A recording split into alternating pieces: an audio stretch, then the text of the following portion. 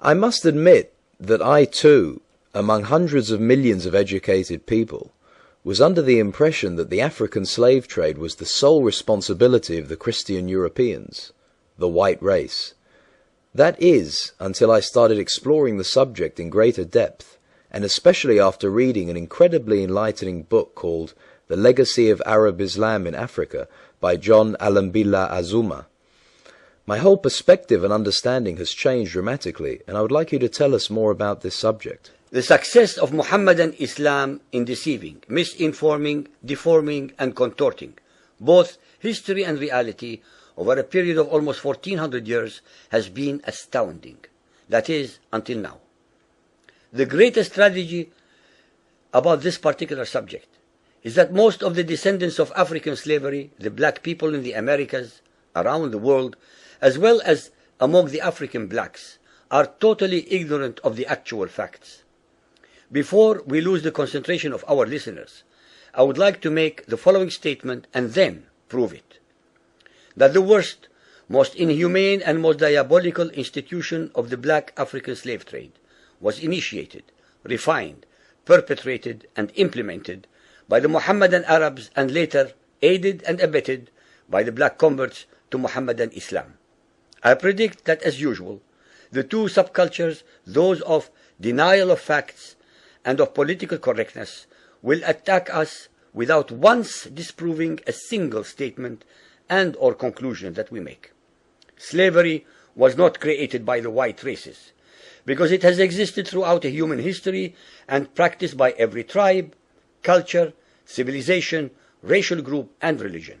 In fact, the very word slavery has its root in the name Slav, based upon the Slavic peoples of Europe who were subjugated by other Europeans. It is not common knowledge that the Arabic word abd is synonymous with the meaning of slave. For example, Abdullah means literally the slave of Allah, and that in the language of the Arabs, all black peoples are called abid, plural, for slaves. While much has been written concerning the transatlantic slave trade, surprisingly little attention has been paid to the Islamic slave trade across the Sahara, the Red Sea, and the Indian Ocean. While the European involvement in the African transatlantic slave trade to the Americas lasted for just over 3 centuries, the Arab involvement in the African slave trade has lasted 14 centuries, and in some parts of the Mohammedan world is still continuing to this day. The birth of Mohammedan Islam and its conquests brought about the birth of institutionalized, systematized, and religiously sanctioned slave trade on a massive and global scale. In fact, the Quran allows the taking of slaves as booty or reward for wars of aggression against any and all unbelievers, most of the human population. This has led to an enormous number of so-called holy wars, jihad in Arabic. There was and is absolutely nothing holy about these wars, which are primarily to plunder, slaughter, rape, subjugate, and rob other human beings of their wealth, produce, freedom, and dignity. Mohammedan Muslim states and tribes attacked other non-Muslim groups to achieve these objectives. Although Islamic jurisprudence laid down regulations for the treatment of slaves, however, incredible and heinous abuses have occurred throughout the history of Mohammedan Islam.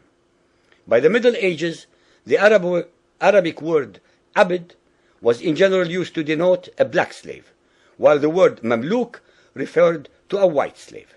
Ibn Khaldun, 1332 to 1406, the preeminent Islamic medieval historian and social thinker, wrote, "The Negro nations are, as a rule, submissive to slavery, because they have attributes that are quite similar to dumb animals." It should also be noted that black slaves were castrated based on the assumption that the blacks had an ungovernable sexual appetite. When the Fatimid Caliphate came to power in Egypt, they slaughtered all the tens of thousands of black military slaves and raised an entirely new slave army. Some of these slaves were conscripted into the army at age 10. From Persia to Egypt to Morocco, slave armies from 30,000 to up to 250,000 became commonplace. The Islamic slave trade took place across the Sahara Desert, from the coast of the Red Sea, and from East Africa across the Indian Ocean. The Trans-Sahara trade was conducted along 6 major slave routes. Just in the 19th century, for which we have more accurate records, 1.2 million slaves were brought across the Sahara into the Middle East, as well as a further 450,000 down the Red Sea and 442,000 from the East African coastal ports. That is a total of 2 million black slaves, just in the 1800s. At least 8 million more were calculated to have died before reaching the Muslim slave markets. A comparison of the Islamic slave trade to the American slave trade reveals some extremely interesting contrasts. While 2 out of every 3 slaves shipped across the Atlantic were men, the proportions were reversed in the Islamic slave trade. 2 women for every man were enslaved by the Muslims. While the mortality rate of slaves being transported across the Atlantic was as high as 10%, the percentage of slaves dying in transit in the Trans-Sahara and East African slave market was a staggering 80 to 90%. While almost all the slaves shipped across the Atlantic were for agricultural work, most of the slaves destined for the Muslim Middle East were for sexual exploitation as concubines, in harems, and for military service. While many children were born to the slaves in the Americas, the millions of their descendants are citizens in Brazil and the United States today. Very few descendants of the slaves that ended up in the Middle East survived. While most slaves who went to the Americas could marry and have families, most of the male slaves destined for the Middle East were castrated, and most of the children born to the women were killed at birth. It is estimated that possibly as many as 11 million Africans were transported across the Atlantic, 95% of which went to South and Central America, mainly to Portuguese, Spanish, and French possessions. Only 5% of the slaves ended up in what we call the United States today. However, a minimum of 28 million Africans were enslaved in the Muslim Middle East. Since at least 80% of those captured by Muslim slave traders were calculated to have died before reaching the slave markets, it is believed that the death toll from 1400 years of Arab and Muslim slave raids into Africa could have been as high as 112 millions. When added to the number of those sold in the slave markets, the total number of African victims of the Trans-Saharan and East African slave trade could be significantly higher than 140 million people.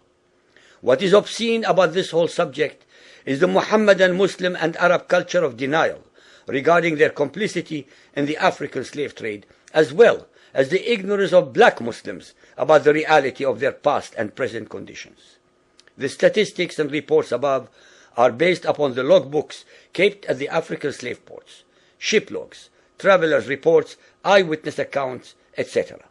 Ladies and gentlemen, the facts and reality of Muhammadan Islam's complicity in the slave trade and their inhuman depravity are infinitely more devastating, more staggering, and more incomprehensible than all the nightmare fictions in the world.